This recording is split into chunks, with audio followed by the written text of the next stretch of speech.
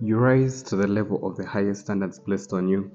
This is an interesting concept I came across when I was listening to a Mark Mason episode of the Subtle Art of Not Giving a Fuck podcast with Cody Sanchez, where she actually said it the way it is, that you rise to the level of the highest standards placed on you.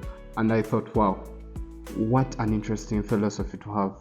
The fact that you grow based on the level of standards, benchmarks, and goals placed on you, be it by you or by the environment around you, completely holds ground. Just think about it.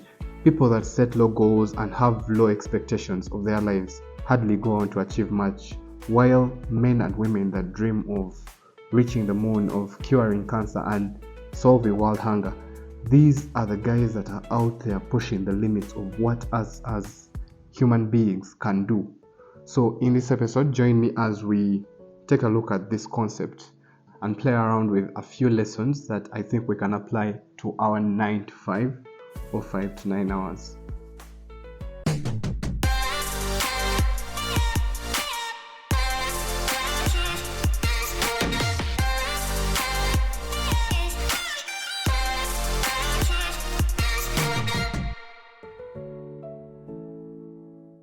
Hello everyone, and welcome back to another episode of the 5 to 9 Job. I am your host Raymond, and today we are unpacking a powerful concept that simply states that you rise to the level of the highest standards placed on you. Let me give you an example to illustrate this. There is a British gentleman known as Roger Bannister. You may or may not have heard of his story, but this was a gentleman in the 1950s. To be particular, 1954, broke the 4-minute mile record. So just a background, before 1954, there was this standard, there was this benchmark and belief among the experts and athletes that it was impossible to run 1 mile in under 4 minutes. So just to put it into context, 1 mile is about 1,609 meters. That's like running 100 meters 16 times in under 4 minutes. It's huge just even thinking about it, but this gentleman was able to prove people wrong and set a new standard, because on May the 6th, 1954, together with his friends, or together with the help of his friends, he was able to run a mile in just under 3 minutes and 59.4 seconds. He barely made it there, but he broke this perception that you couldn't do it, and simply by setting that standard for himself and for others. Just 46 days later, another gentleman by the name of John Landy from Australia was able to run it in 3 minutes and 58 seconds, just 1.4 seconds better, but nevertheless a new world record. And actually since then and to date, hundreds of people have been able to run the 4-minute mile. Why? Because Roger Bannister set that standard. He set that benchmark that, you know what, this could be done. And he shifted the mentality, the mental barriers, and showed the world that humans have the potential, and actually inspired others to accomplish what was once deemed impossible. So what am I saying when I talk about standards? The major things that come to mind personally are 3 things, and I have to caveat this by saying I believe in high standards, so you won't see me trying to downplay it. But I believe that 1, you need to know who and where your standards are coming from, who places the standards on you, and how you decide which standards to live by, because you have to get that sweet spot between having very high standards or very low standards. And then thirdly, what happens when these standards around you are low or even worse, what to do in such a situation. And maybe just to put it simply, standards could also be interpreted as expectations, because we all respond to expectations or standards that are placed on us. We adapt to what is required and to what is expected. If the bar is set low, we kind of try to settle for the minimum, but if the bar is set high, you see yourself pushing, you strive and you grow to meet that standard. It is that pressure of a standard that actually allows us to rise and to grow.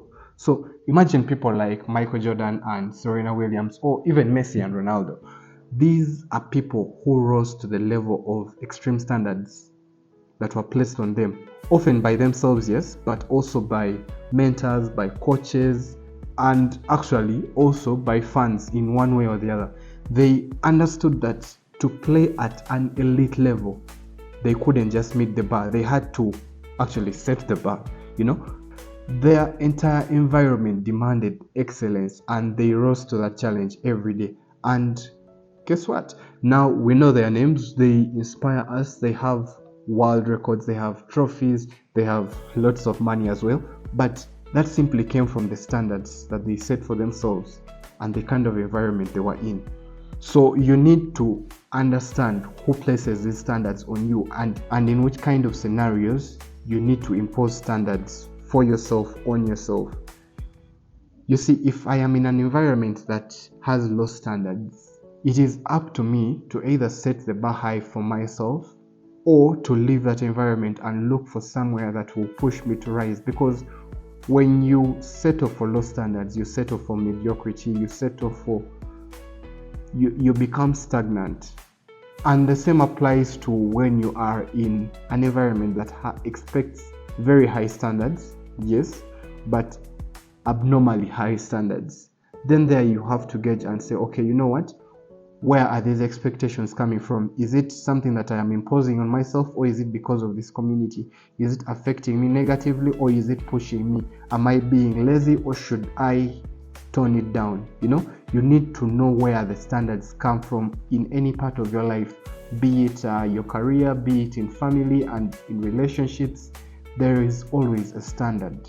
Subconsciously there is standard, and that's where the second point comes in. How do you decide what standards to live by? You see, if you want to be extraordinary, it just automatically comes by default that you have to live up to high standards. If you want to be a good husband, you're going to have to live up to high standards. If you want to be the CEO of the company that you are working at right now, you are going to have to set high standards for yourself. You're going to need those standards so that you can stand out. Okay, that's more of a repetition, but yes, you get the point. For you to stand out, you're going to need to outshine people. You're going to need to perform better than others. You're going to need to show people around you that you can set the bar and you can meet the bar. But if you want to have a walk in the park, I don't know, you could set low standards, you could have less frequent goals, but I'm not going to go into that. And then thirdly, what happens when the standards around us are low or worse, or actually non-existent, when the environment you are in doesn't set the standards, doesn't set the expectations? You are in a workplace whereby you are given a task, but you are not given deadlines, you are not given guidance, you are not given anything, you are not helped or facilitated to do your work. What happens when the standards around us are non-existent? What happens when the standards around us are low? My advice, you either have to take initiative and create the standards for yourself, or you need to find an environment that supports your growth and pushes you and allows you to be able to meet your goals and targets, career-wise, relationship-wise. Now, I'm not saying leave your relationship, but I mean it might be something you need to talk to or talk about with your spouse, with your manager, and then look at where the conversation goes. If you see that your goals are being disrespected, or you are being disrespected in that case, you might need to think of changing environment. And that's what I want to talk about actually. You cannot do it alone, and in most cases the biggest influence comes from your environment, because your environment sets the bar and sets the space in which you are going to adapt to. If you surround yourself, for example, with people that do not push, people who accept the bare minimum, people who allow for excuses, who slack off and do not deliver on timelines, then guess what? You are likely going to settle into that groove as well. But if you place yourself in a setting that demands discipline, that demands accountability, that demands resilience, responsibility, that is when you will start to see a different version of yourself. This is actually why athletes train with top tier coaches. Entrepreneurs gather at elite masterminds, and ambitious minds seek those challenging conversations. They actively put themselves in environments that demand excellence, that demand something more. And sometimes these environments are a bit uncomfortable. They stretch you. Sometimes they are painful. You have to sacrifice a lot. But the thing is, comfort never leads to growth. If you truly want growth, if you want true growth, it lives at the edge of discomfort. And look, I'm not saying you have to go all out. There is an optimum here. And I'm not saying push yourself into burnout. I'm saying find the environment that demands the best in a healthy and sustainable way. Healthy and sustainable. That is where that elevation will come to you, whereby you are pushing yourself just enough to be uncomfortable and to grow, but you are not damaging your mental health, you're not damaging your physical health and all that.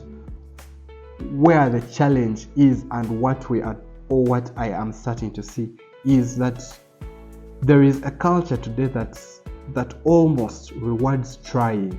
The participation medal thing, the everyone is a winner mentality, that group recognition, and then also seeing undeserving people win with no effort or free passes, and portraying the hustle and the hustling as toxic and out of balance with life purpose. It has come to a point that we are afraid to demand things from people. Bosses are afraid to delegate tasks to their employees because the employee looks, overwhelmed. And yet statistically, from the same episode with Cody Sanchez and Mark Mason, we are doing less and less. Statistically, we are doing less and less, but we are afraid to demand things from people, to ask of high standards. People are becoming more and more scared to push because they do not want to hurt others' feelings. They do not want to seem too harsh or unrealistic. I do get that balance is important, and I 100% back mental health. Mental health is important. Burnout is real, but you need to realize that if you aren't growing, you are moving backwards, simply because the world around you keeps moving. Growth requires a challenge, and if we have created a culture where any challenge is seen as too much, we are setting ourselves up for mediocrity. We are avoiding the very environments that have the potential to bring out the best. You are not going to see your true potential if no one pushes you, and if you are not willing to push yourself. Just think about it this way. When you go to the gym, you lift weights that are heavy. You push past what is comfortable, because that's how you build the muscle. Life operates in the same principle. Without standards that stretch us, we do not grow. So anyway, let me use another analogy, or maybe just another example, comparing this with the 9 to 5 hours, the job hours, and then the 5 to 9, that is after work and before work, because I think this really illustrates the difference. You see, during our 9 to 5 or at your job, you might have certain tasks and deadlines that are placed on you, but most often they are set by someone else. It could be your boss, it could be your company or your team, and sometimes we adopt to these standards, especially if they are low or mediocre, and we start to just give enough to get by. We meet the minimum, we do what is required, and that is it. That is what we are getting paid for anyway.